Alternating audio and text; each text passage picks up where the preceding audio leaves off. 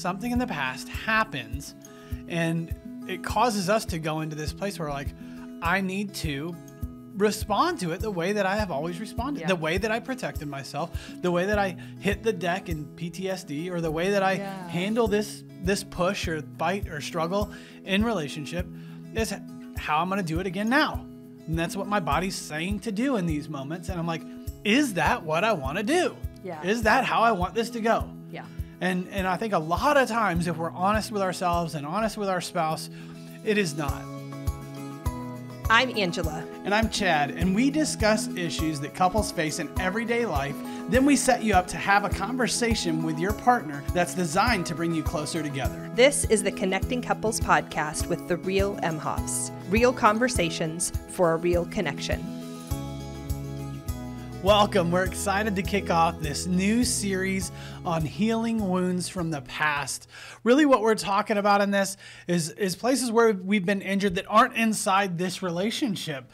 Places where we've been hurt in life that we really do get this opportunity to show up for each other and help work through some of the more traditional thoughts of like, where I got hurt as a kid or whatever that might be. We're going to talk about that a lot today. And then as we progress, we're going to talk about how do we really start to resource and resolve some of it as we move through this series. So Sue Johnson, the founder of Emotionally Focused Therapy, which is what Chad and I talk about regularly, our Created for Connections that we do are the faith-based version of the book that she wrote, Hold Me Tight.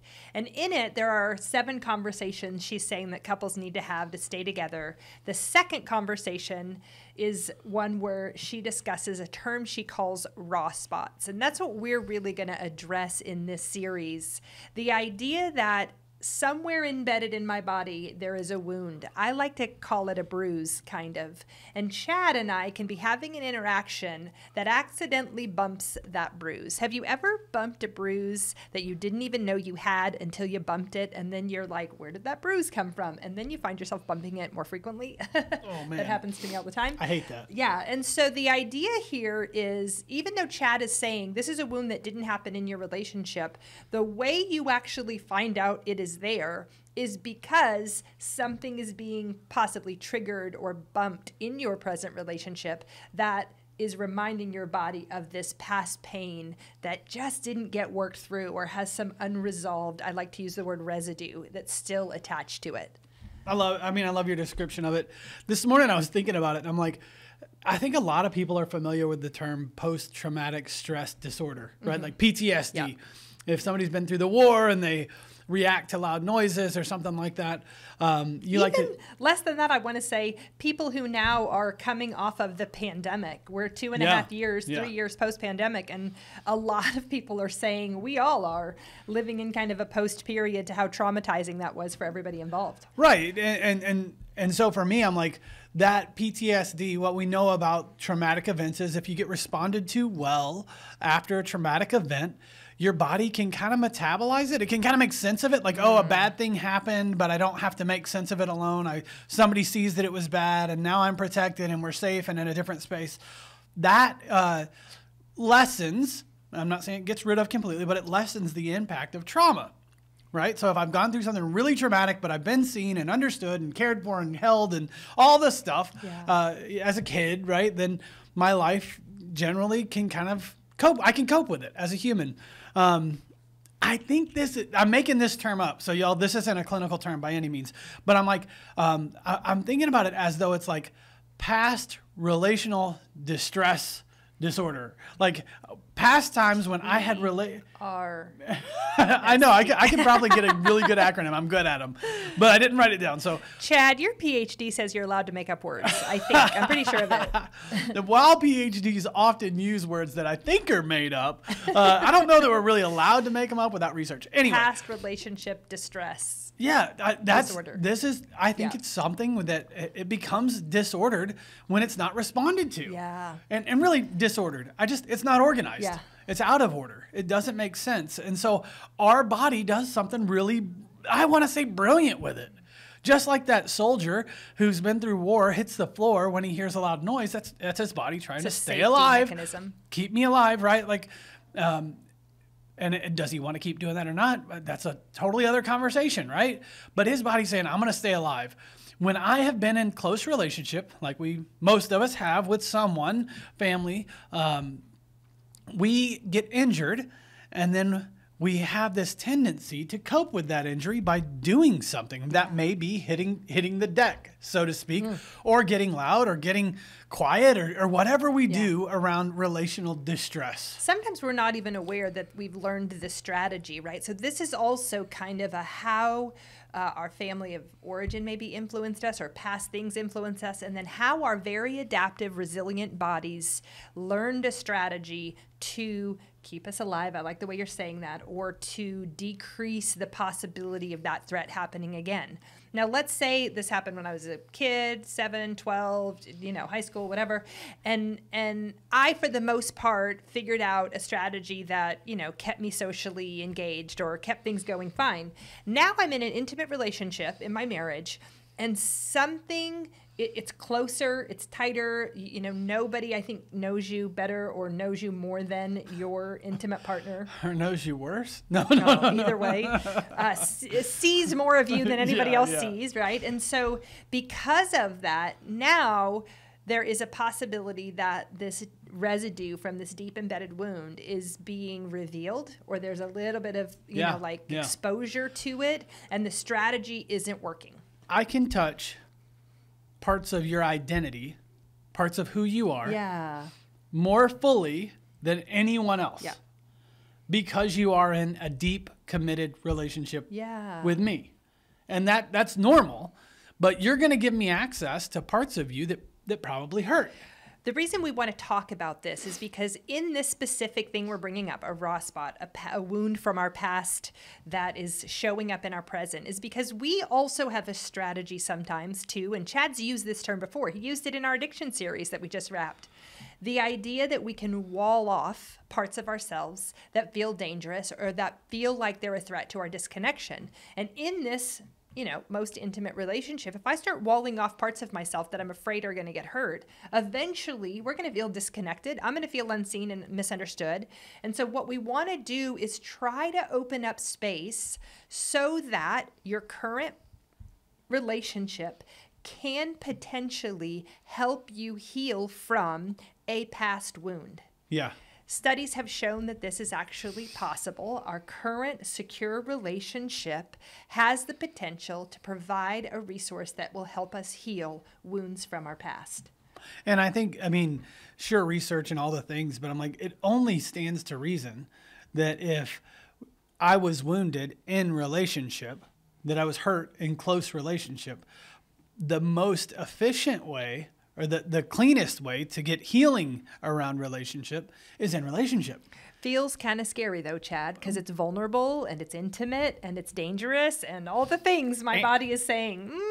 It literally has to be. Yeah. It can't be, you can't work on what isn't available, vulnerable. Yeah.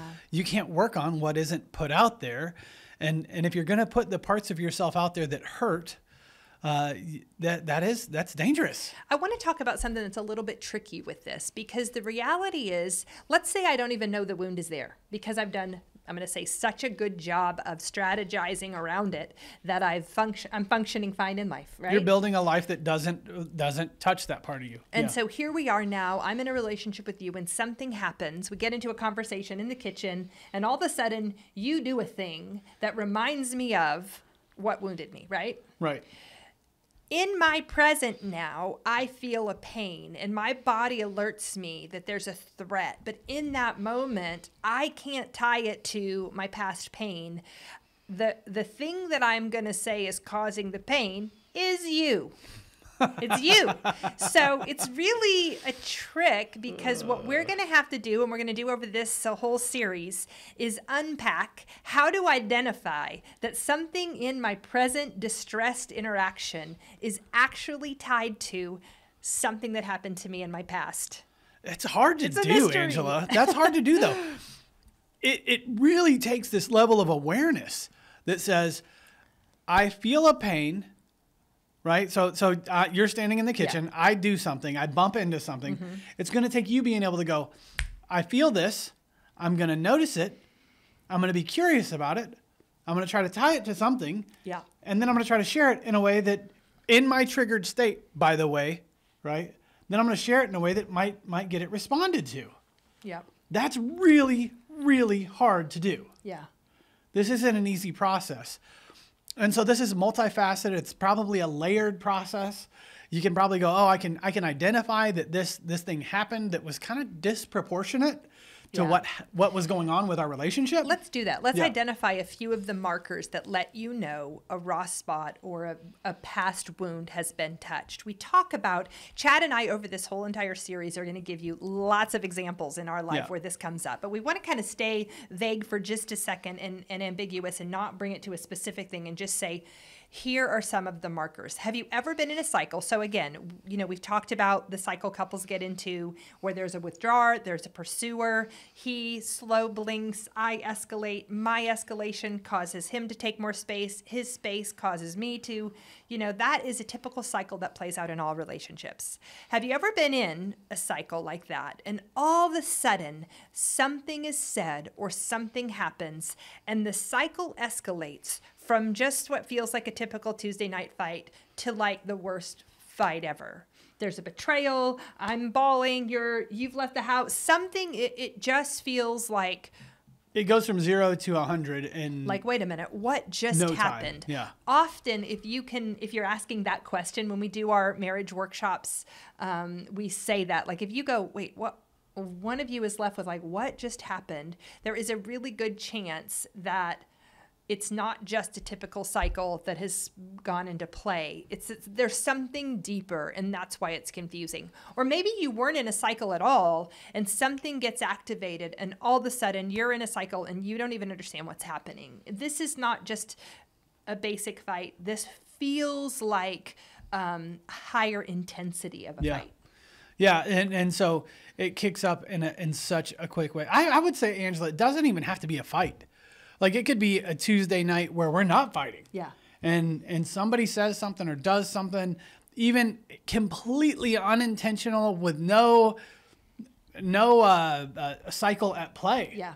And you reach over, you do something, and all of a sudden, boom, one or the other of you is completely triggered and really escalated. Now we might go into a cycle or not.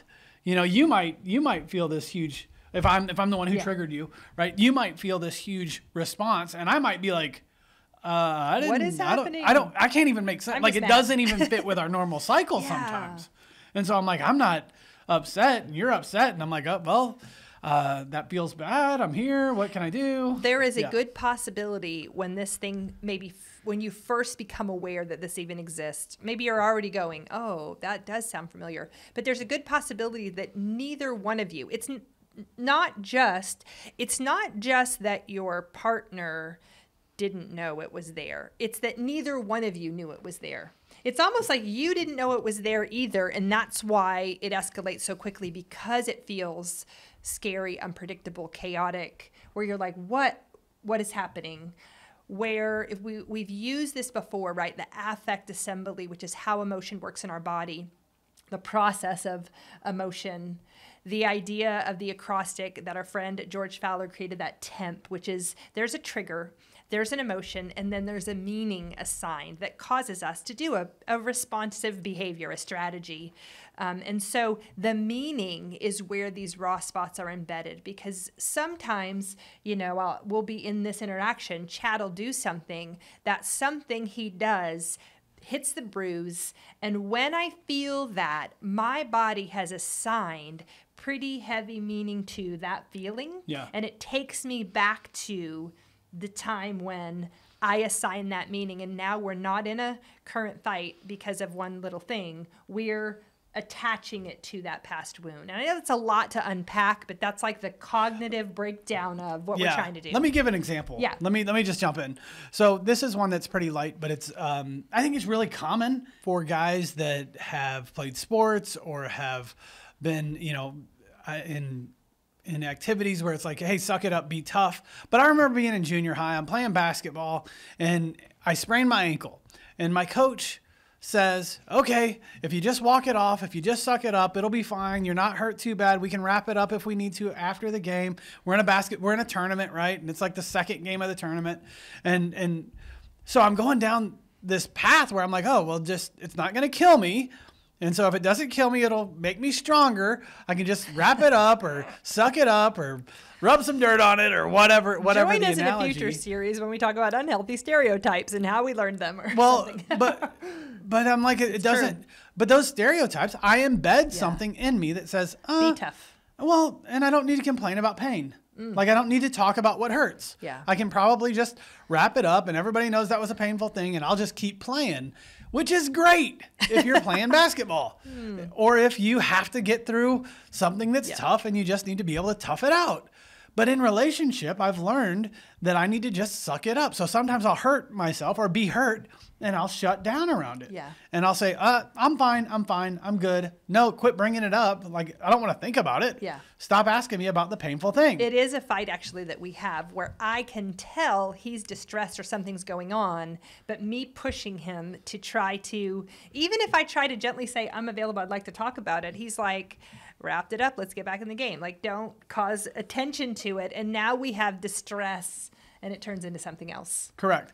So that's a wound from my past that I might be able to talk through or share with Angela and say, oh, this is something I believe, that I can't talk about my pain. Yeah. That I shouldn't stop when I've been hurt, that I Yeah. should just keep going and push through it. I'll talk about another just little simple Sure, one yeah. because we're going to bring up a lot of these to kind of help you. But this was probably, I want to say, started happening about 3 years ago. So our daughter is 6. She was about 3 when she shifted from like bottles to baby food to, being in a little chair with her little, tray on it to having a plate at the table with us.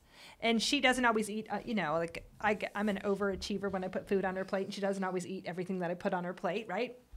And so if it's specifically something delicious, it's very easy for Chad to look over at her plate that she's not going to finish, take his fork and grab. Normally just the protein. I hate to let meat go to waste.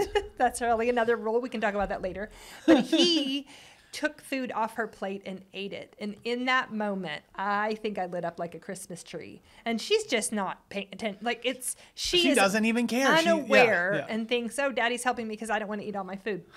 And I'm like, do not take food off her plate. You let her decide if she's done. And Chad's looking at me like, what in the world?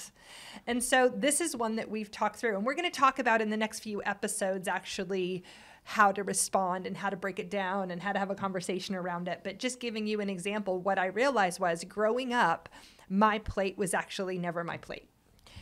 At my kitchen table in my childhood, my dad's fork made it across the boundary of my plate all the time. We did not have plate boundaries. And so I found myself often fighting for my plate, trying to protect it. And so there was this little part of me and I never really appreciated that. We joke about this. We've talked about it in my family of origin. And now even my brother also, I'll joke and try to take something off his plate and he'll try to stab me with his fork in a fun way, Yeah. But the idea here is I am projecting onto Chad what was a trigger for me from my childhood, and now even trying to protect Avery from getting that same, and now we're in a fight because he ate meat off her plate. It's silly, except that it's not. Right. Well, and what we're saying is both of these things, they're not the worst injury we've ever we're just endured. trying to help you. We're just saying something in the past happens and it causes us to go into this place where I need to respond to it the way that I have always responded, the way that I protected myself, the way that I hit the deck in PTSD, or the way that I handle this push or fight or struggle in relationship is how I'm going to do it again now.